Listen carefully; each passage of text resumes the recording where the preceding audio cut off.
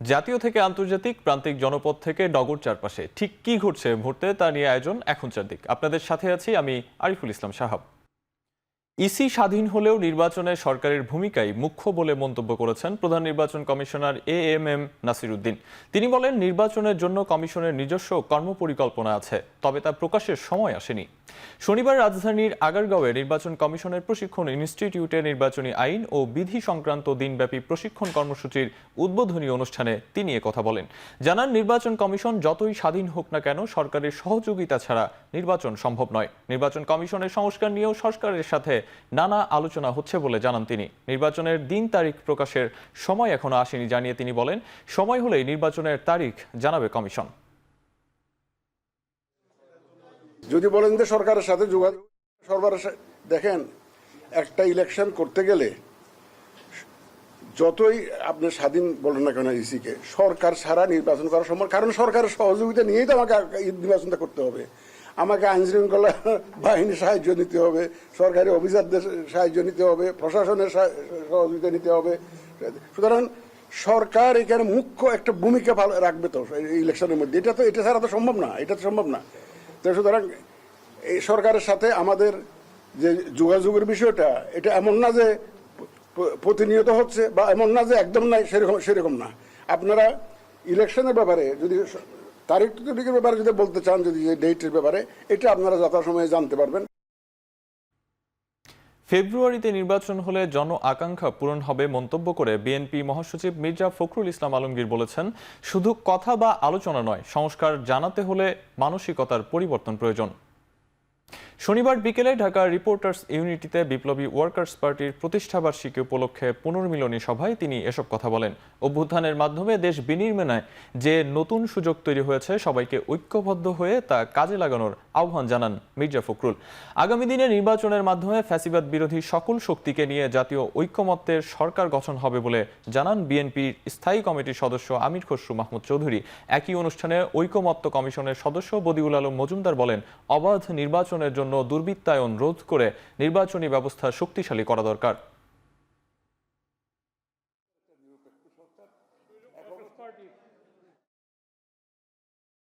Always আমরা আশা করব এই সরকার একটা নিরপেক্ষ সরকার এখনো থাকবে, নির্বাচনের সময় থাকবে। সকলের আশা পূরণ করতে হলে একটি সুষ্ঠু নিরপেক্ষ নির্বাচনের জন্য এই সরকারের নিরপেক্ষতা অত্যন্ত গুরুত্বপূর্ণ। আমরা সবাই মিলে বাংলাদেশের যারা আমরা ফ্যাসিবাদের বিরুদ্ধে লড়াই করেছি, সংগ্রাম করেছি, যারা প্রাণ দিয়েছি, যারা আহত হয়েছি, সবাই মিলে আমরা অন্তত একটা গণতান্ত্রিক রাষ্ট্র ব্যবস্থা আমরা নির্মাণ করতে চাই। সুষ্ঠু নির্বাচন যদি করতে হয় প্রিন্স ভাই, তাহলে ওই নির্বাচনী অঙ্গনটাকে পরিচ্ছন্ন করতে হবে, নির্বাচনী অঙ্গনকে পরিচ্ছন্ন করতে হবে, রাজনৈতিক অঙ্গনকে পরিচ্ছন্ন করতে হবে, দুর্বৃত্তায়ন মুক্ত করতে হবে, টাকার খেলা বন্ধ করতে হবে, আমাদের নির্বাচন কমিশনকে স্বাধীন শক্তিশালী করতে হবে। অন্তর্বর্তী সরকারকে নির্বাচনের জন্য দায়িত্বে বসানো হয়েছিল। দ্রুত সংস্কার করে নির্বাচন না দিলে জুলাই শহীদের অবমূল্যায়ন করা হবে বলে মন্তব্য করেছেন বিএনপির স্থায়ী কমিটির সদস্য ডক্টর এজেডে জাহিদ হোসেন। শনিবার জাতীয় প্রেস ক্লাবে জিয়াউর রহমানের নেতৃত্ব ও বর্তমান বাংলাদেশ শীর্ষক আলোচনা সভায় দ্রুত সময়ের মধ্যে জনগণের অধিকার ফিরিয়ে দেওয়ার আহ্বান জানান তিনি। বলেন, বিএনপির বিভিন্ন পর্যায়ের নেতাকর্মীরা অংশ নেয় জুলাই বিপ্লব পরিণতি পেয়েছে। সাম্প্রতিক সময়ের প্রধান উপদেষ্টা ও তারেক রহমানের বৈঠক নিয়ে বিএনপির স্থায়ী কমিটির সদস্য বলেন, লন্ডন বৈঠকের পর দেশে বিশৃঙ্খলা কমেছে ও শান্তি ফিরে এসেছে। জাহাঙ্গীরনগরের প্রফেসর সভা হওয়ার আগের আর পরের অবস্থা দেখেন, এই দেশের মধ্যে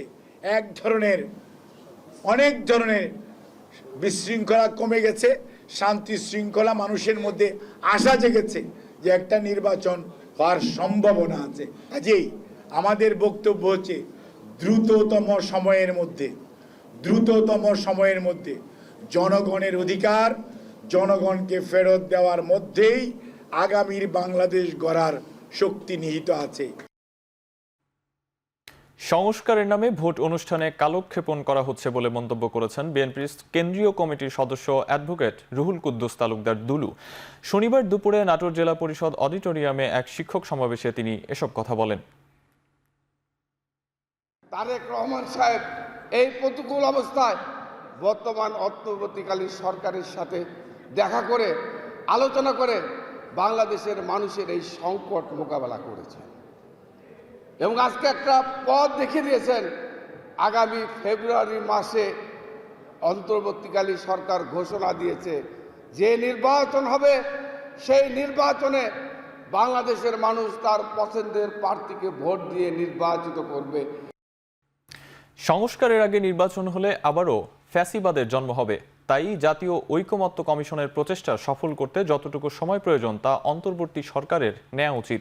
শনিবার যশোর শিল্পকলা একাডেমিতে আয়োজিত রোকন সম্মেলন প্রধান অতিথির বক্তব্যে এমন মন্তব্য করেন জামায়াত ইসলামীর সেক্রেটারি জেনারেল অধ্যাপক মিয়া গোলাম পরোয়ার।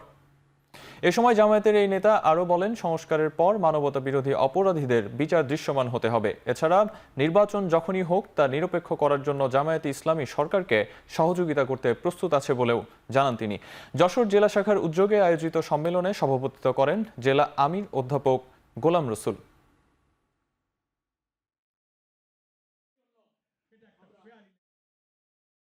জাতীয় ঐকমত্য কমিশনের এই প্রচেষ্টাকে সফল করার জন্য সময় যেটুকু লাগে সে সময়টুকু সরকারের নেওয়া উচিত। সংস্কার ছাড়া নির্বাচনে গেলে সেই নির্বাচন গ্রহণযোগ্য হবে না, সেই নির্বাচনে জাতীয় মুক্তি হবে না, সেই নির্বাচনে আরেকটা ফ্যাসিবাদের জন্ম দেবে। কোন দল ভোটারবিহীন নির্বাচনের দিকে এগুলে তার পরিণতি অতীতের মতোই হবে। শনিবার বরিশাল জেলা আইনজীবী সমিতি ভবনে আয়োজিত সমাবেশে এমন মন্তব্য করেন জামায়াতের নায়েবে আমির ডাক্তার সৈয়দ আবদুল্লাহ মোহাম্মদ তাহের। সুষ্ঠু ও গ্রহণযোগ্য নির্বাচনের জন্য লেভেলে প্লেয়িং ফিল্ড নিশ্চিত করার দাবি জানান নায়েবে আমির। তবে এজন্য প্রশাসন, আইন শৃঙ্খলা বাহিনী সহ যেখানে পরিবর্তন আনা প্রয়োজন তার ব্যবস্থা করতে হবে। এরপর নির্বাচনের তারিখ ঘোষণা করলে জামায়াতের কোনো আপত্তি থাকবে না বলে উল্লেখ করেন ডাক্তার মোহাম্মদ তাহের। এছাড়া ষড়যন্ত্রমূলক কোনো নির্বাচন দেশব্যাপী মেনে নেবে না বলেও হুঁশিয়ারি করেন তিনি। সমাবেশে বরিশাল বিভাগের 21টি আসনের জামায়াতের প্রার্থীদের নাম ঘোষণা ও পরিচয় করিয়ে দেওয়া হয়। লেভেল প্লেইং ফিল্ড যাকে বলি, সকলের জন্য সমতল ভূমি, সেটাকে নিশ্চিত করতে হবে। আইন শৃঙ্খলা বাহিনীর নিরপেক্ষ লোকদের নিয়োগের প্রয়োজন। বায়াস চরিত্রহীন যারা আছে তাদেরকে উড্র করার প্রয়োজন। এই সকল বিষয়ে নিরপেক্ষ থেকে সঠিক পরিবর্তন আনতে হবে। তারপরে নির্বাচনের সুনির্দিষ্ট তারিখ ইসি ঘোষণা করবে, আমাদের কোনো আপত্তি নেই। রাজনৈতিক দলগুলোর সাথে সমঝোতা করে নির্বাচনের সময় নির্ধারণের চেষ্টা করা হচ্ছে বলে জানিয়েছেন মৎস্য ও প্রাণী সম্পদ উপদেষ্টা ফরিদা আখতার। শনিবার দুপুরে ময়মনসিংহ বাংলাদেশ মৎস্য ভবন গবেষণা ইনস্টিটিউটের বার্ষিক গবেষণা ও পরিকল্পনা প্রণয়ন বিষয়ক আঞ্চলিক কর্মশালায় তিনি একথা জানান। অন্তর্বর্তীকালীন সরকার একটা চেষ্টা করছে যে একটা সুষ্ঠু সুন্দর একটা নির্বাচন দিয়ে তারপর একটা নির্বাচিত সরকার যাকে জনগণ তাদের পছন্দ মতো সরকার গঠনের একটা প্রক্রিয়ার মধ্যে যেতে পারবে এবং রাজনৈতিক দলগুলোর সাথে একটা সমঝোতার মাধ্যমে বা তাদের সাথে আলোচনার মাধ্যমে যেটা হবে সেটা যে নির্ধারিত তারিখ ঘোষিত হয়েছে তার মধ্যে যদি হওয়া সম্ভব হয় অবশ্যই হবে। সংসদের উচ্চকক্ষের প্রতিনিধি নির্বাচন নিম্নকক্ষের আসন সংখ্যার ভিত্তিতে করা হলে তা স্বৈরাচার তৈরির সুযোগ করে দেবে বলে মনে করেন নির্বাচন ব্যবস্থা সংস্কার কমিশনের প্রধান বদিউল আলম মজুমদার। শনিবার আন্তর্জাতিক মাতৃভাষা ইনস্টিটিউটে নাগরিক কোয়ালিশন আয়োজিত সংসদের উচ্চকক্ষে ভোটের অনুপাতে আসন বন্টক শীর্ষক গোলটেবিল বৈঠকে অংশ নিয়ে তিনি বলেন, উচ্চকক্ষে সংখ্যানুপাতিক প্রতিনিধিত্ব থাকলে কোনো দল একক সংখ্যাগরিষ্ঠতা পাবে না। এতে শাসন কার্য পরিচালনায় জবাবদিহিতা আসবে। যদি আসন সংখ্যার ভিত্তিতে হয় তাহলে এটা পুরোপুরি পণ্ডশ্রম। এটা ওই যে উচ্চকক্ষটা হবে নিম্নকক্ষেরই রেপ্লিকা, পুরোপুরি রেপ্লিকা, এবং দলের আধিপত্য আরো নিরঙ্কুশ হবে।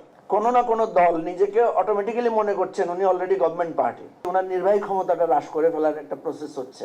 চূড়ান্ত ঐকমত্যে পৌঁছাতে পারবো কিনা এটা আমি ডাউট। এত বড় একটা অভ্যুত্থানের পরে যদি আমরা যেই রকম আছি সেরকমই থাকি তাহলে সত্যি আমাদের আর এই রাষ্ট্র নিয়ে স্বপ্ন দেখার কোনো অধিকার নাই। পিপলের পার্টিসিপেশন নেবেন এবং রিয়েল পার্টিসিপেশনটাকে আপনি কাউন্ট করবেন, কোনো অঙ্কের ইয়ের মধ্যে যাবেন না। এইটা যদি আপনি ভাবনাই রাখেন তাইলে আপনাকে পিআর এখানে ইন্ট্রোডিউস করতে হবে।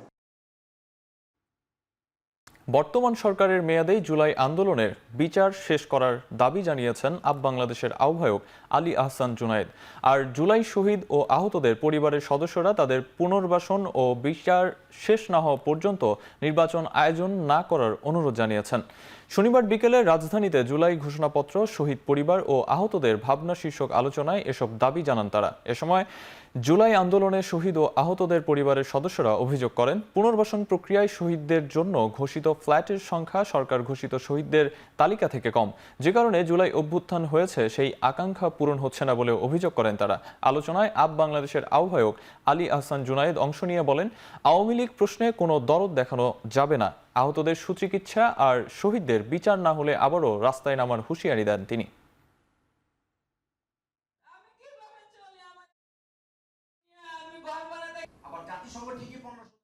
সরকারের এটা তো খোঁজ খবর নেয় না, যদি জীবন বড় কষ্ট করছে, পোলাহান 5 বছর থেকে হের স্বামীটারে হারাইছে, তাহলে কেমন করে মানুষ করলো পোলাহান দিয়ে খোঁজ খবরটা আল্লাহ নেই। এখন পর্যন্ত প্রত্যেকটা সেক্টরে আওয়ামী লীগের দোষরা বিদ্যমান আছে।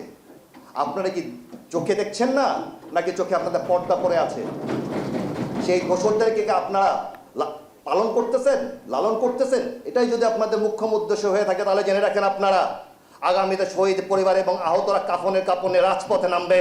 আজকে পর্যন্ত পূর্ণাঙ্গ শহীদের তালিকা না পাওয়া যে সরকার জুলাইয়ের অভ্যুত্থানের শহীদ এবং আহতদের রক্তের উপর দাঁড়ায় আছে, সেই সরকার শহীদের পূর্ণাঙ্গ তালিকা তৈরি করতে পারছেন না, আহতদের পূর্ণাঙ্গ তালিকা করতে পারছেন না।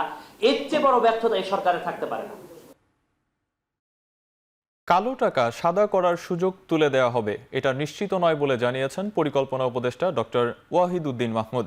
শনিবার রাজধানীর একটি হোটেলে আয়োজিত বাজেট 2025-26 পর্যালোচনা অনুষ্ঠানে একথা জানান তিনি। এ সময় তিনি আরো বলেন, অধিকাংশ প্রকল্প কাটছাঁট করে ছোট করা হচ্ছে, সরকারের পরিচালনা ব্যয় আরও কমানো সম্ভব বলেও মন্তব্য করেন পরিকল্পনা উপদেষ্টা। সরকার যেভাবে চলে প্রশাসন, সেখানে অনেক ব্যয় সাশ্রয় করা সম্ভব। প্রকল্পের আমরা যা বাড়তি ব্যয় ছিল সেগুলোকে কাটছাঁট করে আমরা প্রকল্প ছোট করছি, সেটাও একটা কারণ কেন এডিপি ছোট হচ্ছে। এই প্রকল্পগুলো বাস্তবায়ন এত খারাপভাবে হচ্ছিল যে এগুলোকে শেষ করতে গেলে বরং ব্যয় আরো অনেক বাড়াতে হবে। টিসিবি ফ্যামিলি কার্ডধারীদের সংখ্যা 2 থেকে 3 মাসের মধ্যে 70 লাখ থেকে 1 কোটিতে উন্নীত করা হবে বলে জানিয়েছেন বাণিজ্য সচিব মাহবুবুর রহমান। শনিবার বাজেট পর্যালোচনা অনুষ্ঠানে কথা জানান তিনি। নানা দিক বিবেচনায় চীনের সাথে গার্মেন্টস পণ্য রপ্তানি বাড়ানোর খুব বেশি সুযোগ নেই বলেও মন্তব্য করেন বাণিজ্য সচিব। এখন চলছে 57 লাখ এবং আগামী কয়েক মাসের মধ্যে 2-3 মাসের মধ্যে আমরা আবার 1 কোটি করব। তার আগ পর্যন্ত অন্তত আমরা ট্রাক সেল করছি এবং এভাবে বেনিফিটটা ক্ষুদ্র আয়ের মানুষ বা নিম্ন আয়ের মানুষের কাছে পৌঁছে দেওয়ার চেষ্টা করেছি। চায়না আমাদেরকে ইউনিল্যাটারালি 100% দিয়ে রেখেছে, কিছুই নিচ্ছে না, $660 মিলিয়ন নেয়। তো তার সাথে অনেক চাপাচাপি করেও 1 বিলিয়নে যাওয়া আমি কোনো পথ দেখি নাই।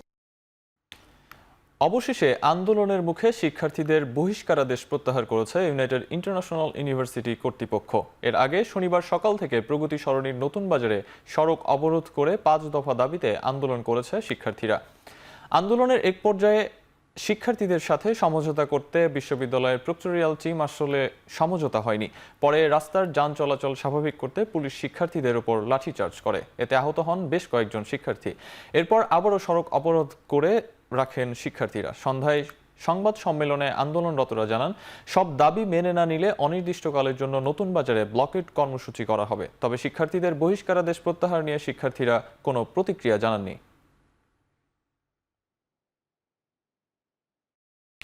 এদিকে রোববার থেকে ঢাকা মেডিকেল কলেজের একাডেমিক কার্যক্রম অনির্দিষ্টকালের জন্য বন্ধ ঘোষণা করেছে কর্তৃপক্ষ। দুপুরের মধ্যে সব শিক্ষার্থীকে হল ছাড়ার নির্দেশ দেওয়া হয়েছে। শনিবার অধ্যক্ষ ডাক্তার কামরুল আলম স্বাক্ষরিত এক বিজ্ঞপ্তিতে বলা হয়, একাডেমিক কাউন্সিলের জরুরি সভার সিদ্ধান্ত অনুযায়ী ঢাকা মেডিকেলের চলমান অচলাবস্থা নিরসনে এ সিদ্ধান্ত নেওয়া হয়। বেশ কয়েকদিন ধরে ঢাকা মেডিকেল কলেজের আবাসিক হল সংস্কারের দাবি জানিয়ে আসছিল সেখানকার শিক্ষার্থীরা। বিশেষ করে 2025 শিক্ষাবর্ষে মেডিকেলে ভর্তি হওয়া শিক্ষার্থীরা আবাসিক হলকে ঝুঁকিপূর্ণ মন্তব্য করে মানববন্ধন ও ক্লাস বর্জনের মতো কর্মসূচি পালন করছিল। এরই মধ্যে একাডেমিক কার্যক্রম বন্ধের এমন সিদ্ধান্ত নিল কর্তৃপক্ষ।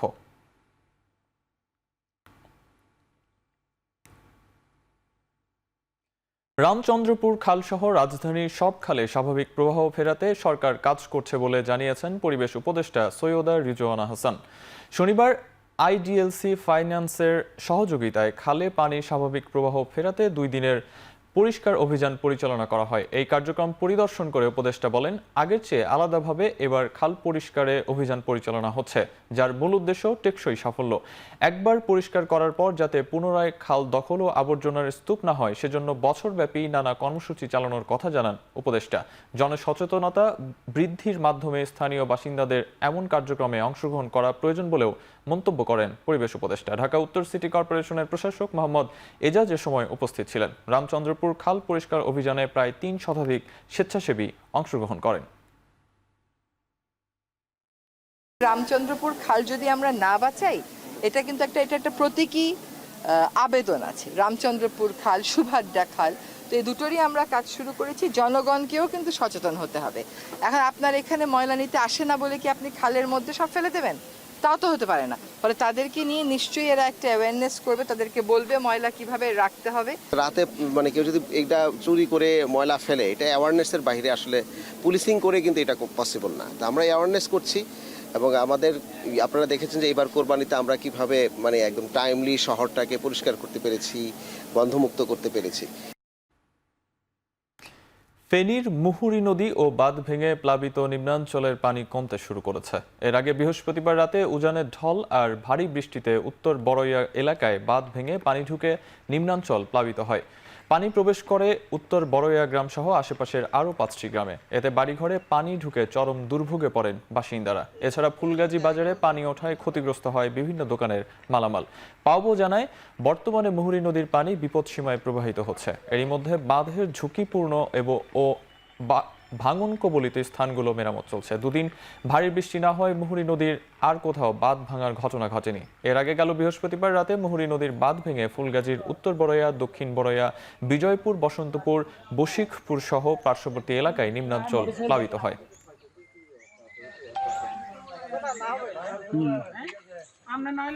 বন্যার আশঙ্কা থেকে রক্ষায় কুমিল্লায় গোমতী নদীর বাঁধ মেরামতের কাজ শুরু হয়েছে। নদীর তীরে 8 কিলোমিটার এলাকায় ঝুঁকিপূর্ণ বাঁধ চিহ্নিত করে মাটি ফেলা হচ্ছে। শনিবার থেকে বাঁধের ঝুঁকিপূর্ণ এলাকা মেরামতের কাজ শুরু করে পানি উন্নয়ন বোর্ড। এ সময় ক্ষতিগ্রস্ত বাঁধে মাটি দিয়ে মেরামত করা হয়। এর আগে বন্যার বাঁধের ঝুঁকিপূর্ণ স্থানগুলো চিহ্নিত করে পানি উন্নয়ন বোর্ড। গেল বছরের ভয়াবহ বন্যায় গোমতী নদীর বেড়ি বাঁধ ভেঙে প্লাবিত হয় বুড়িচং ও ব্রাহ্মণপাড়া উপজেলা। বাঁধ ঝুঁকিপূর্ণ থাকায় অন্তত 20টি পয়েন্টে বাঁধ ভেঙে যাওয়ার উপক্রম হয়। এ সময় ঝুঁকিপূর্ণ স্থানে বালুর বস্তা ফেলে ভাঙন রোধে চেষ্টা করে এলাকাবাসী। বন্যার ক্ষয়ক্ষতি থেকে রক্ষার বাঁধ মেরামত সহ সম্প্রতি অবৈধ স্থাপনা উচ্ছেদে অভিযানও চালায় পানি উন্নয়ন বোর্ড ও স্থানীয় প্রশাসন। নানা আয়োজনে শনিবার পালিত হলো বিশ্ব হাইড্রোগ্রাফিক দিবস। এ উপলক্ষে আয়োজিত সেমিনারে নৌ উপদেষ্টা ডক্টর সাখাওয়াত হোসেন বলেন, দেশে 10,000 কিলোমিটারের বেশি সমুদ্রপথ মৎস্য সম্পদ আহরণের একটি বড় জায়গা। ব্যক্তিগতভাবে মৎস্য আহরণের জন্য আবেদনের আহ্বান জানান উপদেষ্টা। এছাড়া মহেশখালীতে আন্তর্জাতিক মানের ডকইয়ার্ড নির্মাণে বিনিয়োগের আহ্বান জানান তিনি। আয়োজনে বিশেষ অতিথি ছিলেন নৌ প্রধান অ্যাডমিরাল নাজমুল হাসান। এ সময় বক্তারা বলেন, সমুদ্রে দেশি বিদেশি জাহাজের নিরাপদ চলাচল ও টেকসই সামুদ্রিক সম্পদ আহরণে হাইড্রোগ্রাফিক তত্ত্ব উপাত্ত মূল চালিকা শক্তি। আন্তর্জাতিক হাইড্রোগ্রাফিক সংস্থার 70তম সদস্য Bangladesh.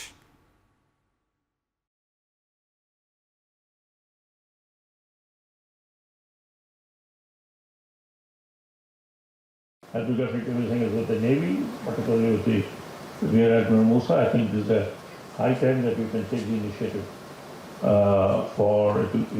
It will be very good for Bangladesh if we have a holistic sort of institution for hydrography where fishery and others can always pull and put together. This is very, very important for our country, and I believe for our future of 21st century. শরীয়তপুরের জেলা প্রশাসক আশরাফ উদ্দিনকে OSD করা হয়েছে। শনিবার সন্ধ্যায় জনপ্রশাসন মন্ত্রণালয় থেকে এ সংক্রান্ত প্রজ্ঞাপন জারি করা হয়। রাষ্ট্রপতির আদেশে সিনিয়র সহকারী সচিব জেতি প্রু স্বাক্ষরিত চিঠিতে তাকে জনপ্রশাসন মন্ত্রণালয়ে ন্যস্ত করা হয়েছে। জেলা প্রশাসন সূত্র জানায়, ওএসডি সংক্রান্ত চিঠি তারা পেয়েছেন, তবে এখনও নতুন ডিসি নিয়োগের কোনো চিঠি আসেনি। আপাতত ভারপ্রাপ্ত ডিসি হিসেবে দায়িত্ব পালন করছেন স্থানীয় সরকার শাখার উপপরিচালক মোহাম্মদ ওয়াহিদ হোসেন। সম্প্রতি ডিসি আশরাফ উদ্দিনের একটি ভিডিও সামাজিক মাধ্যমে ভাইরাল হয়। এরপর থেকেই তিনি শরীয়তপুরের কর্মস্থলে অনুপস্থিত ছিলেন। কুষ্টিয়ায় পানি উন্নয়ন বোর্ডের জায়গা দখল করে গড়ে তোলা অন্তত ৩৫টি স্থাপনা উচ্ছেদ করেছে জেলা প্রশাসন। শনিবার শহরের চৌরহাস পশ্চিমপাড়া জিকে ক্যানেলের পাশে এ অভিযান চালানো হয়। জেলা প্রশাসনের নির্বাহী ম্যাজিস্ট্রেট জাহিদ হাসানের নেতৃত্বে কুষ্টিয়া পানি উন্নয়ন বোর্ডের নির্বাহী প্রকৌশলী রাশিদুর রহমান সহ সেনাবাহিনী, পুলিশ ও আনসার সদস্যরা এই অভিযানে অংশ নেন। তবে পুনর্বাসন ছাড়া এই উচ্ছেদে ক্ষোভ প্রকাশ করেন দখলদাররা। জেলা প্রশাসনের নির্বাহী ম্যাজিস্ট্রেট জানান, জিকে ক্যানেলের জায়গায় অবৈধভাবে গড়ে ওঠা স্থাপনার জন্য ফসলি জমিতে পানি যেতে সমস্যা হতো, তাই এই পদক্ষেপ নেওয়া হয়েছে। উচ্ছেদের আগে এসব অবৈধ স্থাপনা সরিয়ে নিতে প্রশাসনের পক্ষ থেকে মাইকিং করা হয়েছে বলেও জানান তিনি।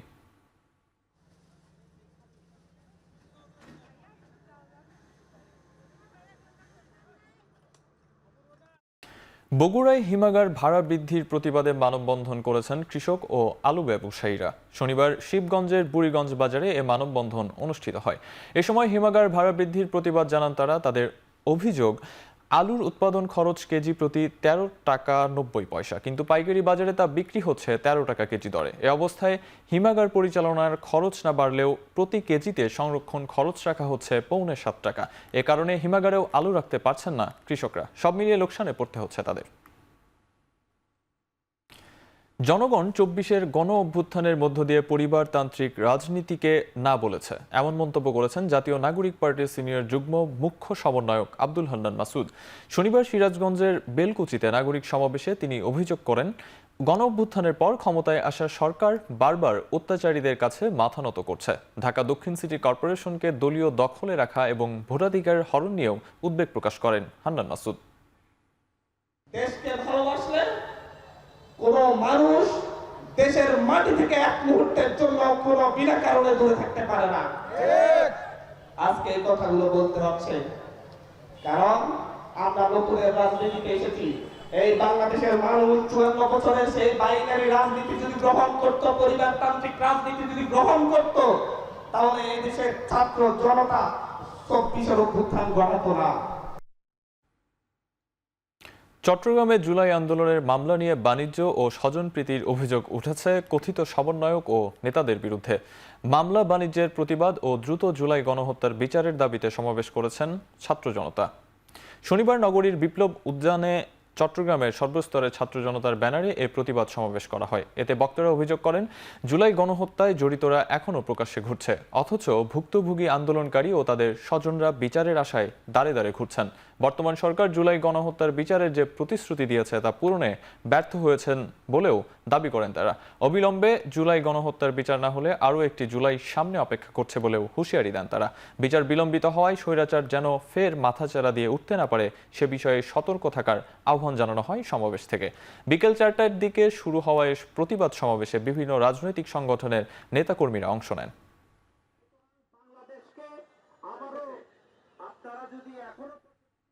সাভারে ঝুট ব্যবসার নিয়ন্ত্রণ নিয়ে মুখোমুখি অবস্থান নিয়েছে বিএনপির দুপক্ষের নেতাকর্মীরা। এতে এলাকা জুড়ে বিরাজ করছে থমথমে পরিস্থিতি। শনিবার দুপুরে সাভার পৌরসভার কাতলাপুর ব্লু টেক্সের মোড়ে এ ঘটনা ঘটে। পুলিশ জানায়, ওই এলাকায় আবেদিন টেক্সটাইল নামের একটি প্রতিষ্ঠানের ঝুট ব্যবসার নিয়ন্ত্রণ নিয়ে মুখোমুখি অবস্থান নেয় বিএনপির দুটি গ্রুপ। এক পক্ষ দীর্ঘদিন ধরে সেখান থেকে ঝুট সংগ্রহ করলেও সম্প্রতি যুব দলের পরিচয়ে আরেকটি গ্রুপ সেই ঝুট দাবি করে। এ নিয়েই সৃষ্টি হয় উত্তেজনা। পরিস্থিতি নিয়ন্ত্রণে সেনাবাহিনীর পাশাপাশি অতিরিক্ত পুলিশ সদস্য মোতায়েন করা হয়েছে। সাভারের আশুলিয়ায় এক তৈরি পোশাক কারখানায় প্রায় 1 কোটি টাকার সরঞ্জাম ডাকাতির ঘটনা ঘটেছে। শনিবার ভোর 4টার দিকে আশুলিয়ার বারুইপাড়া এলাকায় এ ঘটনা ঘটে। কারখানা কর্তৃপক্ষ জানায়, রাতে দেশীয় অস্ত্র হাতে দেয়াল টপকে কারখানায় ঢুকে একদল ডাকাত প্রথমে নিটিং সেকশনের 2 অপারেটর এবং 2 নিরাপত্তা রক্ষীকে অস্ত্রের মুখে জিম্মি করে হাত পা বেঁধে ফেলে তারা। পরে গোডাউন থেকে প্রায় 10 টন ফেব্রিক্স, 5 টন সুতাসহ 2টি কম্পিউটার লুট করে নেয়, যার আনুমানিক বাজার মূল্য প্রায় 1 কোটি টাকা। ভোর 4টার দিকে মালামাল বোঝাই করে 2টি ট্রাকে করে পালিয়ে যায় ডাকাত দলটি। এ বিষয়ে আশুলিয়া থানায় লিখিত অভিযোগ দেওয়া হয়েছে। ডেঙ্গুর হটস্পট বরগুনায় দিন দিন পরিস্থিতি আরও ভয়াবহ হচ্ছে। শনিবার সকাল 11টা পর্যন্ত গেল 24 ঘন্টায় নতুন করে ডেঙ্গু আক্রান্ত হয়েছেন 63 জন। এ নিয়ে জেলায় এখনও পর্যন্ত আক্রান্ত হয়েছেন 2251 জন।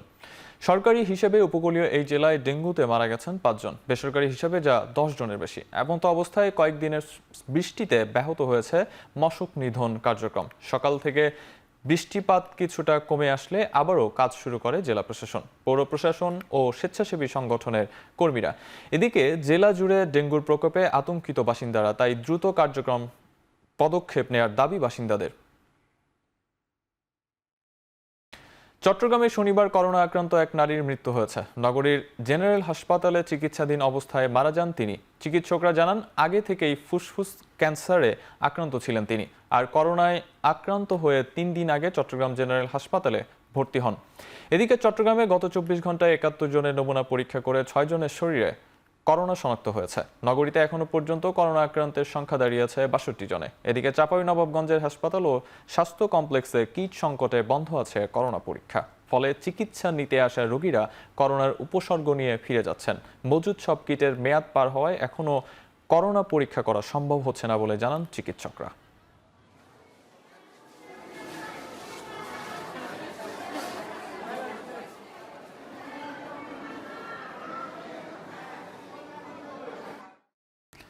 পদ্মা সেতু হয়ে ঢাকা যশোর রুটে সকাল ও সন্ধ্যায় ট্রেন চালু সহ 6 দফা দাবি জানিয়েছে বৃহত্তর যশোর রেল যোগাযোগ উন্নয়ন সংগ্রাম কমিটি।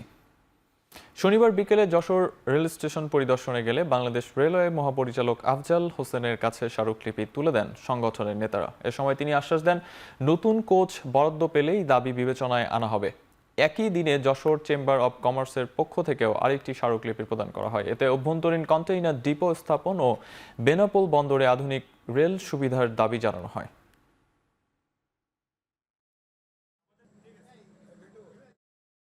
দক্ষিণবঙ্গের সবচেয়ে বড় চামড়ার মোকাম যশোরের রাজারহাটে কমেছে চামড়ার দাম। হাটে সরবরাহ বাড়লেও দাম কমায় বিপাকে পড়েছেন ক্ষুদ্র ব্যবসায়ীরা।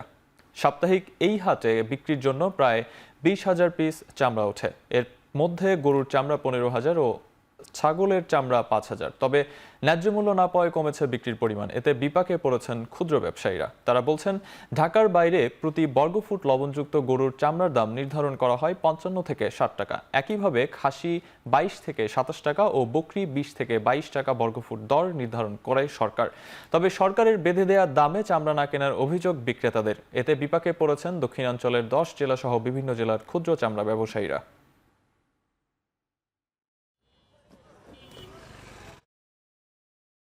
সিলেটের 2টি সীমান্ত এলাকা থেকে প্রায় কোটি টাকার ভারতীয় চোরাই পণ্য জব্দ করেছে বিজিবি। শনিবার সংবাদ সম্মেলনে এ তথ্য জানান বিজিবির 19 ব্যাটালিয়নের অধিনায়ক। বিজিবির অধিনায়ক জানান, শুক্রবার রাতে গোপন সংবাদের ভিত্তিতে জৈন্তাপুরের ফেরিঘাট ও কানাইঘাটের সরাইঘাট সীমান্তে অভিযান চালায় বিজিবির অভিযানিক দল। এ সময় চোরাই চা পাতা, কফি, চকলেট সহ ভারতীয় বিভিন্ন পণ্য জব্দ করা হয়। এছাড়া অবৈধভাবে বালু ও পাথর উত্তোলন রোধে কঠোর নজরদারি ও টহল কার্যক্রম চালু রয়েছে বলেও জানান তিনি।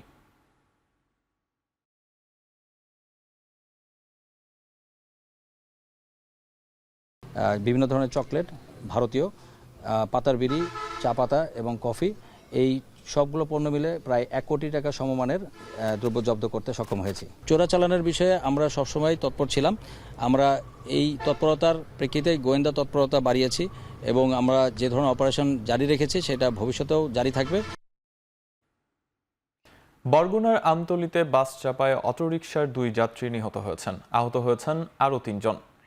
শনিবার দুপুর 2:30টার দিকে ঢাকা কুয়াকাটা মহাসড়কের বরগুনার আমতলী উপজেলার কেওয়া বুনিয়ায় এ ঘটনা ঘটে। ফায়ার সার্ভিস জানায়, ঢাকা থেকে কুয়াকাটাগামী ইকরা পরিবহনের একটি বাস বিপরীত দিক থেকে আসা অটোরিকশাকে চাপা দেয়। মুহূর্তেই দুমড়ে মুচড়ে যায় অটোরিকশাটি। ঘটনাস্থলে নিহত হন 2 জন যাত্রী। পরে আহতদের উদ্ধার করে পটুয়াখালী জেনারেল হাসপাতালে পাঠায় পুলিশ। একই সাথে জব্দ করা হয় বাসটিকে। এবারে আন্তর্জাতিক। ইস্পাহান পারমাণবিক গবেষণা কেন্দ্র এবং সিরাজ শহরের একটি সামরিক স্থাপনায় ইসরায়েলি হামলায় জেরে পাল্টা আক্রমণে তীব্রতা বাড়িয়েছে ইরান। ভোর থেকে ইসরায়েলের মধ্যাঞ্চলে হামলা চালিয়ে আসছে তেহরান। এসব হামলায় আগের তুলনায় অধিক উন্নত ও নির্ভুল নিশানায় আঘাত হানতে সক্ষম ক্ষেপণাস্ত্র ব্যবহার করা হচ্ছে বলে জানিয়েছে আন্তর্জাতিক গণমাধ্যম, যা ঠেকাতে ব্যর্থ ইসরায়েলের বহুল আলোচিত আকাশ প্রতিরক্ষা ব্যবস্থা আয়রন ডোম।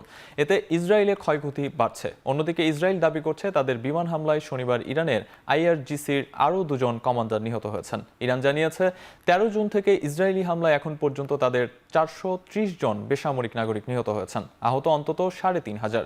এদিকে মার্কিন প্রেসিডেন্টের দাবি, মধ্যপ্রাচ্যে শান্তি স্থাপনে কিছুটা কঠোর হয়েছেন তিনি। এজন্য ইরানকে 2 সপ্তাহের সময় দেওয়া হয়েছে। পাশাপাশি দাবি করেন ইরানের ভূগর্ভস্থ পরমাণু কেন্দ্র ধ্বংসের সক্ষমতা নেই ইসরায়েলের।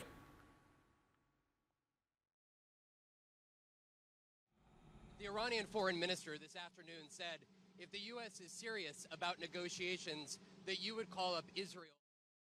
ইসরায়েলি আগ্রাসনে যুক্তরাষ্ট্রের যুক্ত হওয়া সবার জন্য বিপদ ডেকে আনবে বলে মন্তব্য করলেন ইরানের পররাষ্ট্রমন্ত্রী আব্বাস আরাগচি। শনিবার তুরস্কের ইস্তাম্বুলে OIC সম্মেলনের ফাঁকে তিনি এ মন্তব্য করেন। তিনি আরও বলেন, যুক্তরাষ্ট্র শুরু থেকেই এই আগ্রাসনে জড়িত।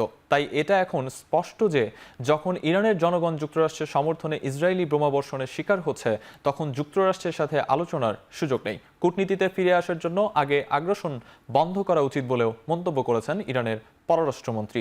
অন্যদিকে OIC শীর্ষ সম্মেলনে তুরস্কের প্রেসিডেন্ট রিসেপ তাইয়েপ এরদোয়ান অভিযোগ করে বলেছেন, শান্তির পথে প্রধান বাধা নেতানিয়াহু সরকার।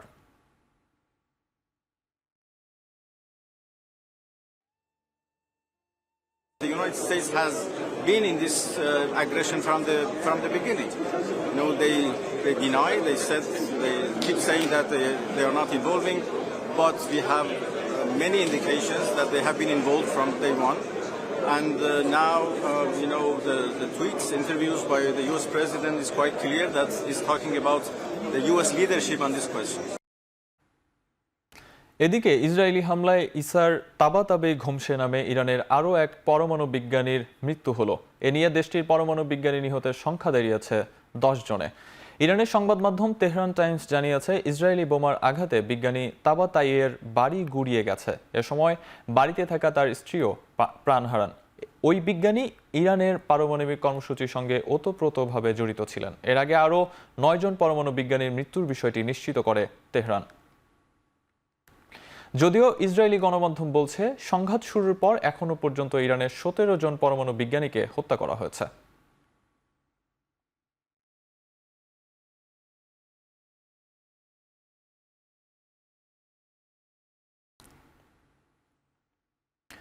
ইরান ইসরায়েল ইস্যুতে জাতিসংঘের নিরাপত্তা পরিষদের জরুরি বৈঠকে তুমুল বাকবিতণ্ডার ঘটনা ঘটে। বৈঠকে ইসরায়েলকে ব্যাপক সমালোচনা করে চীন, রাশিয়া ও আলজেরিয়া। মধ্যপ্রাচ্যে ইসরায়েল অশান্তি তৈরি করছে বলে অভিযোগ তোলে দেশগুলো। আর আন্তর্জাতিক আইন অমান্য করে ইরানে হামলা করায় ইসরায়েলকে কাঠগড়ায় দাঁড় করিয়েছে তেহরান। আর এতেই ইরানের উপর চটেছে জাতিসংঘে নিযুক্ত যুক্তরাষ্ট্র ও ইসরায়েলের প্রতিনিধি। জাতিসংঘের এ বৈঠকেও ইরানকে ফের ইউরেনিয়াম উৎপাদন বন্ধের জন্য চাপ দেয় যুক্তরাষ্ট্র। অবশেষে কোনো সমাধান ছাড়াই শেষ হয় গুরুত্বপূর্ণ এ বৈঠক। ইরানের সঙ্গে সংঘাতের মধ্যেও গাজায় আগ্রাসন চালিয়ে যাচ্ছে ইসরায়েল। শুক্রবার ইসরায়েলের দিনভর হামলায় উপত্যকায় প্রাণ হারিয়েছেন কমপক্ষে 82 ফিলিস্তিনি, যাদের মধ্যে ত্রাণ নেয়ার সময় হত্যা করা হয়েছে কমপক্ষে 34 জনকে। বর্তমানে উপত্যকায় একমাত্র সংস্থা হিসেবে ত্রাণ সরবরাহ করছে গাজা হিউম্যানিটেরিয়ান ফাউন্ডেশন। তবে কার্যক্রম শুরুর 1 মাস পার হবার আগেই সংস্থাটি থেকে ত্রাণ নেয়ার সময় ইসরায়েলি সেনাদের হামলায় প্রাণহানি ছাড়িয়েছে 4 শতাধিক।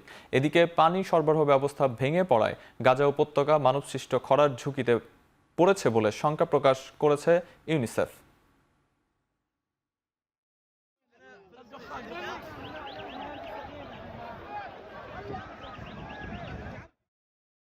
ইন্টারনেট ব্যবহারের নীতিমালা আরও কঠোর করেছে চীন। নিয়ন্ত্রণ বাড়াতে বাধ্যতামূলক করা হয়েছে ভার্চুয়াল আইডির নিবন্ধন। বেজিং এর এই সিদ্ধান্তকে বিশ্বের সবচেয়ে বিস্তৃত অনলাইন সেন্সরশিপ হিসেবে দেখছে বার্তা সংস্থা CNN।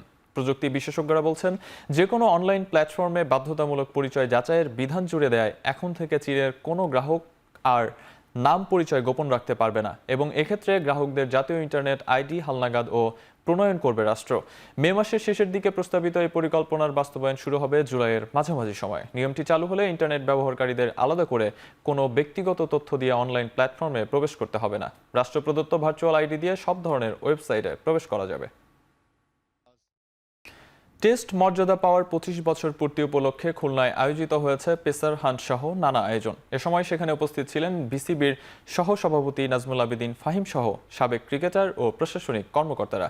ক্রিকেট বিকেন্দ্রীকরণের জন্যই এমন উদ্যোগ নেওয়া হয়েছে বলে জানিয়েছেন বিসিবির সহসভাপতি ফাহিম। মাইল ফলক উদযাপনে ময়মনসিংহ ছাড়া বাকি 7 বিভাগে বিসিবি অনূর্ধ্ব 12 ক্রিকেটারদের নিয়ে নানা আয়োজন করেছে বিসিবি। এরই অংশ হিসেবে খুলনায় শনিবার অনুষ্ঠিত হয়েছে পেসার হান্ট। সারা দেশ থেকে মেধাবী ক্রিকেটারদের বাছাইপূর্বক তাদের পর্যায়ক্রমে সাহচর্য ও ঐতিহাসিক মুহূর্ত তরুণদের কাছে পৌঁছে দিতেই এমন উদ্যোগ বিসিবির। এছাড়াও স্থানীয় প্রশাসকদের সহযোগিতায় অভিভাবক সমাবেশের আয়োজনও করে ক্রিকেট বোর্ড। আয়োজন তদারকি ও খুদে ক্রিকেটারদের উৎসাহিত করতে পুরো কর্মযজ্ঞে উপস্থিত ছিলেন তুষার ইমরান ও সালমা খাতুনদের মতো সাবেক ক্রিকেটাররা। এর পাশাপাশি প্রজেক্টরের মাধ্যমে টেস্ট ক্রিকেটে বাংলাদেশের বিভিন্ন অর্জন তুলে ধরা হয় এই আয়োজনে। সিম্বলিক একটা প্রোগ্রাম এখানে হচ্ছে সারা দেশব্যাপী। তার বটম লাইন হচ্ছে যে টেস্ট ক্রিকেটটা খুব গুরুত্বপূর্ণ। এটা ভালো করতে চাইলে এদিকে আমাদের আলাদাভাবে মনোযোগ দিতে হবে। সারা দেশ জুড়ে খেলাধুলার প্রচারটা হওয়াটা খুব জরুরি, খেলাধুলা হওয়াটা জরুরি। এটা চারিদিকে ছড়িয়ে দেওয়ার একটা বার্তা দেয়া যে সবখানে ক্রিকেট খেলা হতে হবে। আমাদের উদ্যোগ ক্রিকেট বোর্ডের উদ্যোগ তো থাকবেই, এর পাশাপাশি জেলা ক্রীড়া সংস্থা বলি, বিভাগীয় ক্রীড়া সংস্থা বলি, এই সব কিছুকেই আরও অ্যাক্টিভ করার একটা চেষ্টা আমাদের থাকবে। আমরা আশা করব যে তাদের দিক থেকেও আমরা সমর্থন পাবো। আইসিসির ক্লদিং অ্যান্ড ইকুইপমেন্ট নীতিমালায় শাস্তি পেতে পারেন ভারতীয় অধিনায়ক শুভমান গিল। আইসিসির পোশাক সংক্রান্ত নীতিমালার 19.45 ধারা অনুসারে টেস্ট ম্যাচে ক্রিকেটারদের 3 রঙের মোজা পরার অনুমতি রয়েছে। সেগুলো হচ্ছে সাদা, গ্রিন ও লাইম গ্রে। এরপর বাইরে তাদের মোজায় দৃশ্যমান কোনো লোগো ব্যবহারেও অনুমতি নেই। এছাড়া ওয়ানডে ও টি20তে এই 3 রঙের পাশাপাশি ট্রাউজারের সঙ্গে মিলিয়ে মোজা পরার নির্দেশনা রয়েছে। তবে মোজা পরার নিয়ম লঙ্ঘনের দায়ে শুভমান গিল শাস্তি পাবেন কিনা তার নির্ভর করছে ম্যাচ রেফারির উপর। শাস্তি হলে লেভেল 1 পর্যায়ের অপরাধে দণ্ডিত হবেন ভারতীয় অধিনায়ক। আর তেমনটা হলে তাকে ম্যাচ ফির 10 থেকে 20% পর্যন্ত জরিমানা করা হতে পারে। এছাড়া দুর্ঘটনাবশত যদি গিল ভিন্ন রঙের রং ব্যবহার করে থাকেন তবে শাস্তি এড়ানোর সুযোগও থাকবে তার সামনে।